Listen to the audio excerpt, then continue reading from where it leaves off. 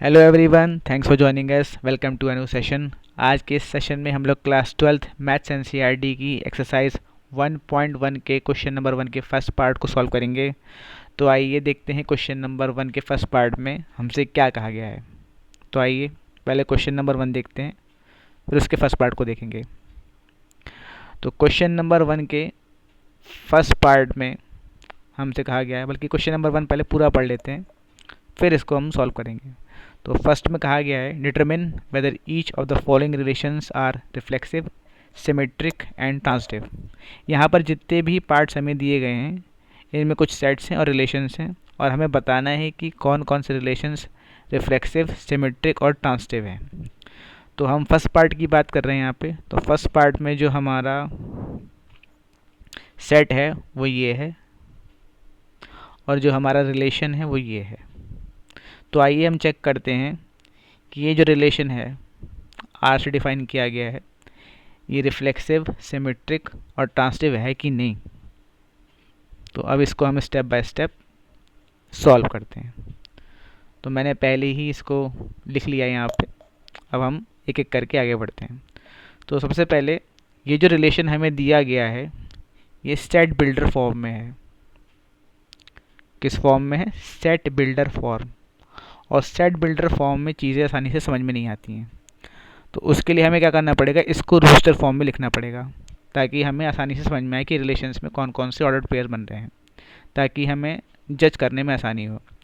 तो हम क्या करेंगे, हम इस रिलेशन का इस्तेमाल करेंगे और हमारे जो ऑर्डर्ड पेयर है उसका फर्स्ट कंपोनेंट x और सेकंड कंपोनेंट y दोनों की वैल्यू निकालेंगे। ठीक है, तो इस रिलेशन को हम यूज़ करते हैं और x और y की वैल्यूज़ निकालते हैं। तो हमें रिलेशन दिया गया है,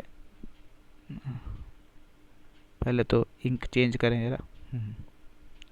हमारा जो ये रिलेशन है वो है 3x minus y is equal to 0, या फिर हम लिख सकते हैं 3x is equal to Y.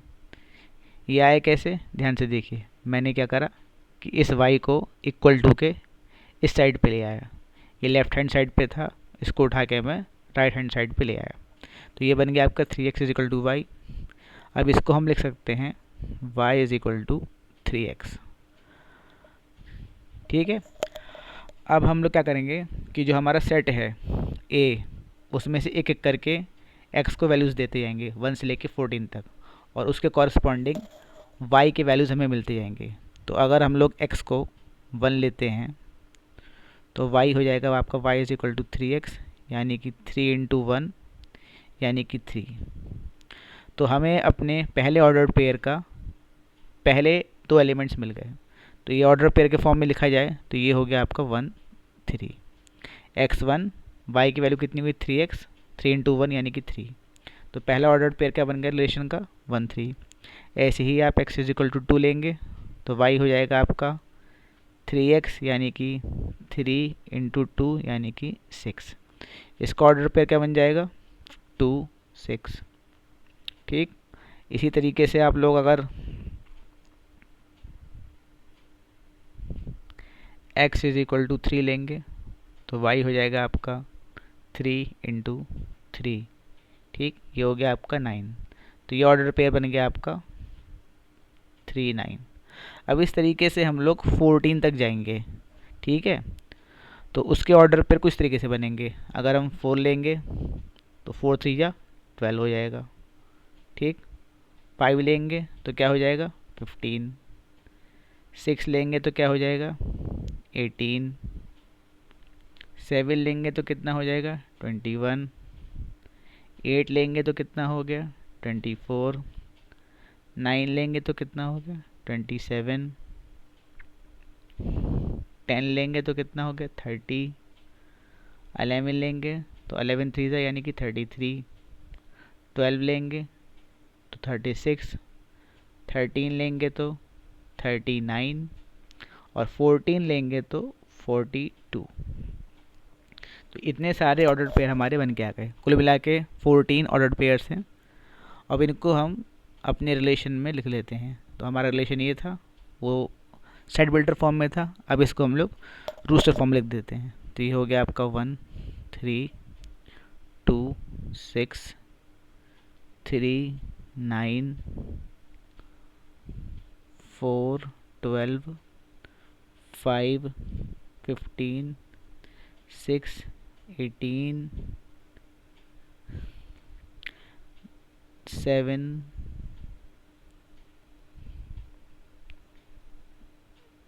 21 8 24 9 27 10 30 11 33 12 36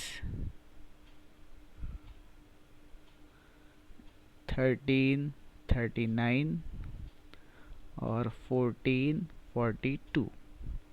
ये हैं हमारे रिलेशन के सारे ऑर्डर्ड पेयर्स।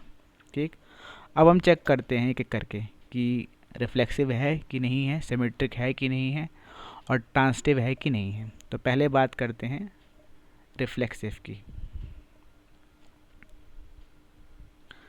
तो रिफ्लेक्सिव के लिए कंडीशन है हमारी, क्या होती है रिफ्लेक्सिव में? कंडीशन होती है कि A belongs to R for every A belongs to A. इसको अगर हम समझें तो इसका मतलब ये है कि हर एलिमेंट जो है आपका सेट का अपने आप से जुड़ा होना चाहिए। या हम कह सकते हैं कि यहाँ पर आप देख सकते हो जो आपका एलिमेंट है ए, जो इस ऑर्डर पेयर का फर्स्ट कंपोनेंट है ए, उसकी इमेज भी क्या है? ए है। जो सेकंड कंपोनेंट है, जो इमेज होती है वो क्या है? ए। हर एलिमेंट अपने आप से जुड़ा होना चाहिए आइडेंटिटी रिलेशन से। यहाँ पे आप देख सकते हो ए के बदले क्या है? ए क्या है? First component. ठीक, इसको हम प्री इमेज भी बोलते हैं फंक्शन की भाषा में। ठीक है, और दूसरा वाला ये क्या है? ये इमेज है, इसको हम इमेज सेकंड कंपोनेंट बोलते हैं ऑर्डर पेयर की भाषा में, और फंक्शन के फॉर्म में इसको हम बोल देते हैं इमेज। आप देख सकते हो कि रिफ्लेक्सिव होने के लिए first component second component same होना चाहिए, और जो आपका सेट है ओरिजिनल वाला जिस पर रिलेशन डिफाइन किया गया है उसके हर एलिमेंट के लिए होना चाहिए। अगर एक भी एलिमेंट छूट जाता है तो फिर वो रिलेशन रिफ्लेक्सिव नहीं रह जाएगा। तो यहाँ पर आप देखो जितने भी ऑर्डर पेयर हमने बनाए हैं, क्या आपके फर्स्ट कंपोनेंट और सेकंड कंपोनेंट सेम है? नहीं है। 1 के साथ 3 है, 2 के साथ 6 है, 3 के साथ 9 है। फर्स्ट कंपोनेंट 1 है, सेकंड कंपोनेंट कितना है? 3। यानी कि आइडेंटिटी रिलेशन आपका होल्ड नहीं कर रहा है यहाँ पे किसी भी एलिमेंट के लिए। 1 के साथ 3 है, 2 के साथ 6 है, 3 के साथ 9 है, 4 के साथ 12 है, 5 के साथ 15 है। ठीक, आप देख सकते हो एक एक ऑर्डर पेयर को कहीं पर भी ये वाली कंडीशन जो है वो सेटिस्फाई नहीं हो रही है। तो जब ये कंडीशन सेटिस्फाई नहीं हो रही है तो रिलेशन हमारा रिफ्लेक्सिव नहीं है। तो R इज़ नॉट रिफ्लेक्सिव। ठीक, तो ये रिलेशन हमारा रिफ्लेक्सिव नहीं है।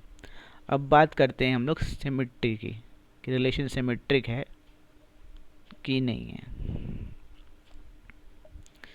सिमेट्रिक के लिए कंडीशन होती है कि ऑर्डर पेयर ए बी अगर हमारे रिलेशन में है तो फिर ऑर्डर्ड पेयर बी ए भी हमारे रिलेशन में होना चाहिए। यानी कि अगर हम लोग फर्स्ट कंपोनेंट और सेकंड कंपोनेंट को इंटरचेंज कर दें, बदल दें आपस में एक दूसरे से, तब भी हमारा जो रिलेशन है वो होल्ड करना चाहिए। कहने का मतलब ये है कि अगर ऑर्डर्ड पेयर ए बी को हम उल्टा कर दें तो जो नया ऑर्डर पेयर बन के आए बी ए वो भी हमारे रिलेशन में होना चाहिए। ठीक है, अगर ए का रिलेशन बी से है तो बी का भी वही रिलेशन ए से होना चाहिए। रिलेशन नहीं बदलना चाहिए। ठीक है, रिलेशन वही रहना चाहिए, जो ए का बी के साथ था वही बी का ए के साथ होना चाहिए। तो हम देखते हैं क्या ये चीज़ यहाँ पे होल्ड कर रही है। आप देख सकते हैं जितने भी ऑर्डर्ड पेयर बने हैं, आप यहाँ देखो रिलेशन में आर, ये यहाँ पे 1 3 है, 2 6 है, 3 9 है, 4 12 है, 5 15 है, लेकिन इसका उल्टा कहीं पर भी नहीं है। अगर हम ऑर्डर पेयर पलट देते हैं, ऑर्डर पेयर अगर हम 1 3 को पलटें तो बन जाएगा 3 1, लेकिन 3 1 क्या इस रिलेशन में है? कहीं पे देखो, कहीं पर भी नहीं है। इसी तरीके से आप 2 6 को पलट दो तो वो 6 2 हो जाएगा। क्या इस रिलेशन में है? कहीं पर नहीं है। तो आप देखिए जब ऑर्डर पेयर के एलिमेंट्स को आप पलट रहे हैं, आपस में इंटरचेंज कर रहे हैं, तो रिलेशन के वो बाहर चले जा रहे हैं, वो इस रिलेशन के अंदर नहीं आ रहे हैं। तो इसलिए जो रिलेशन है हमारा वो सिमेट्रिक भी नहीं है। तो R इज़ नॉट सिमेट्रिक।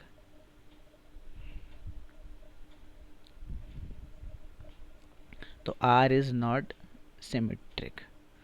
अब हम बात करते हैं हमारे आखिरी पार्ट ट्रांसिटिव की।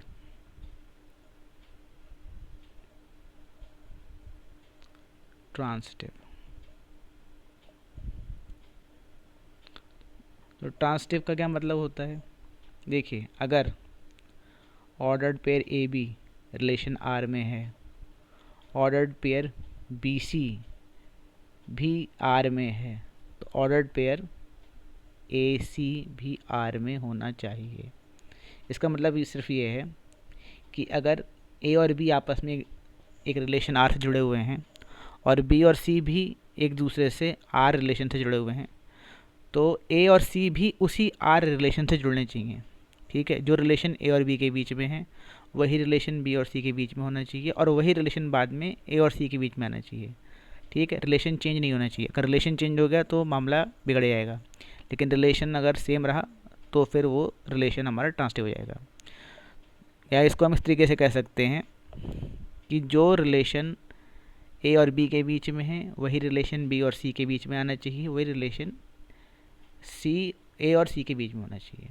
ठीक है, आप उसको बदल नहीं सकते हैं। अगर बदल गया तो वो फिर हमारा रिलेशन ट्रांसिटिव नहीं रह जाएगा। तो आइए देखते हैं कि ऐसा हो रहा है। तो ऑर्डर्ड पेयर पर वापस आते हैं लौट के। आप देख सकते हो कि एक ऑर्डर्ड पेयर है आपका 1 3। ठीक है, उसके बाद एक ऑर्डर्ड पेयर है आपका 3 9। हमने रिलेशन जो निकाला था वो क्या था? y is equal to 3x, यानी कि x की जो भी वैल्यूज़ हैं वो y की 1/3 है, या y की जो भी वैल्यूज़ हैं वो x की 3 गुना है, 3 टाइम्स हैं। तो x मैंने 1 लिया तो y कितना हो गया? 3। इसी तरीके से इस वाले ऑर्डर पेयर में देखो आप लोग, इस वाले में यहाँ पर आप x इज इक्वल टू 3 ले रहे हैं अगर, तो y 9 हो जा रहा है। लेकिन अगर मैं इन दोनों ऑर्डर पेयर से एक नया ऑर्डर पेयर बनाऊँ 1 9 का, ठीक है, बल्कि मैं एक बार डिटेल में बताता हूँ आपको, ध्यान से देखो। उस रिलेशन में से 2 ऑर्डर पेयर ले लेते हैं हम लोग। ठीक है, एक ले लेते हैं 1 3 का और एक ले लेते हैं 3 9 का। ठीक, अब देखो इस वाले ऑर्डर पेयर में फर्स्ट जो आपका सेकंड कंपोनेंट ऑर्डर पेयर का वो फर्स्ट का 3 है, 3 टाइम्स है, यानी कि 1 इंटू 3। आपने x 1 रखा, y आपको 3 मिल गया। इसी तरीके से यहाँ देखो, आपने x 3 रखा तो y आपको क्या मिल गया? 9 मिल गया। लेकिन अब हम लोग क्या करते हैं, एक नया ऑर्डर पेयर बनाते हैं 1 9। अब यहाँ देखो आप 1 और 9 के बीच में क्या रिलेशन बन के आ रहा है? अगर आप x 1 ले रहे हो तो y कितना हो रहा है? 9x हो जा रहा है। आपने अगर x 1 लिया तो y को आपको 9 बनाना है अगर, तो आप क्या करना पड़ेगा? 9 से मल्टीप्लाई करना पड़ेगा, 9x। तो जो रिलेशन है हमारा 3x वाला वो बिगड़ रहा है यहाँ पे, वो होल्ड नहीं करता, रिलेशन चेंज हो जा रहा है। तो क्योंकि रिलेशन बदल जा रहा है, होल्ड नहीं कर पा रहा है, तो ये रिलेशन हमारा जो है वो ट्रांसिटिव भी नहीं है। तो R इज़ नॉट ट्रांजिटिव। तो ये जो हमारा रिलेशन है ये न रिफ्लेक्सिव है, न सिमेट्रिक है, न ट्रांसिटिव है, तीनों में से कुछ भी नहीं है। तो ये इस क्वेश्चन का सल्यूशन है। अगर आपको समझ में आ गया हो तो अच्छी बात है, नहीं आया हो तो आप कमेंट में मुझसे पूछ सकते हैं, मैं आपको इसको अच्छे से एक्सप्लेन करने की दोबारा कोशिश करूँगा। वीडियो पसंद आया हो तो लाइक कर दीजिएगा, नहीं आया हो तो डिसलाइक कर दीजिएगा। और देखने के लिए धन्यवाद। मिलते हैं आपसे एक नए वीडियो में, तब तक के लिए गुड नाइट।